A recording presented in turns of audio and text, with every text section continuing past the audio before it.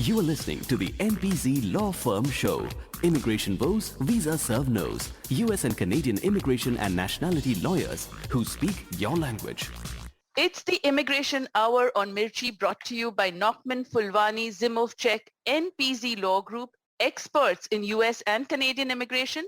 I'm Vijaya, and each week NPZ's power team of attorneys join us to help make sense of the law for you and for me.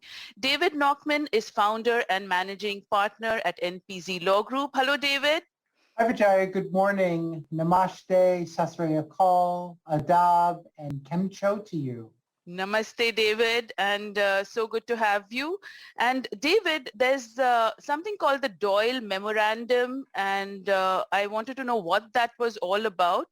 And allied to that is the prosecutorial discretion. How does that work? Inquiring minds, Vijaya. You are probably, in addition to a tremendous amount of the public that calls our office, they want to know, what is the Doyle Memo? The Doyle Memo was on the front burner, I would say, probably for the last several months. It actually was something that came out on April 3rd of 2022. And the Doyle Memorandum has its roots in what we call prosecutorial discretion, which we've discussed in prior programs. And prosecutorial discretion is something that's very valuable for us as immigration lawyers, because we oftentimes try to grab onto prosecutorial discretion and to utilize that for the benefit of our clients. And basically what it does is it in short, are the parameters or protocols that individuals who work for the administrative agencies are allowed to utilize to grant certain types of benefits or to interpret certain cases.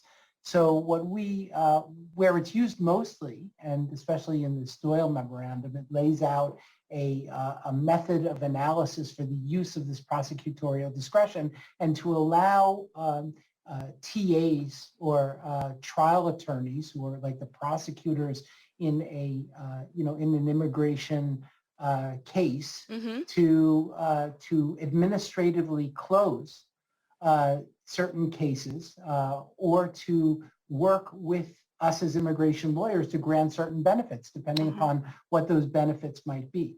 But one of the first things that the government looks to is to see whether or not there are certain types of enforcement priorities.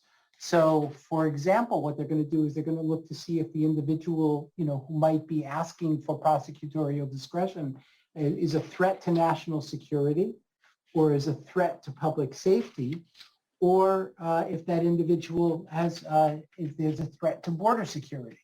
So these are the types of things that would give it a higher level of consideration, such that maybe they would not permit prosecutorial discretion to be exercised. But assuming that prosecutorial discretion is able to be exercised, then what we're able to do is we're able to basically say to the government, hey, look, our person is not a priority, and please grant administrative closure, make the case go away. Or, so there are any number of ways in which we can ask the government to allow prosecutorial discretion to be granted. So that's what, and I think the most important thing about prosecutorial discretion, which everyone should know, is that, DACA is rooted in prosecutorial discretion. And that's where DACA came out of. So it'll be really interesting to see how this Doyle Memo morphs in the future and becomes maybe the guiding light for new benefits that might be available to individuals. And basically what the government's doing is sort of doing a workaround, because they can't get regulations passed through Congress. So this memorandum sort of acts as a workaround to allow these benefits to be granted. Great. And that makes a lot of sense to see that in the light of DACA. So really applying that philosophy there. So with offices in New York, New Jersey, Indiana, Canada, and India, the best counsel and representation in immigration law, the NPZ Law Group is just a phone call away or a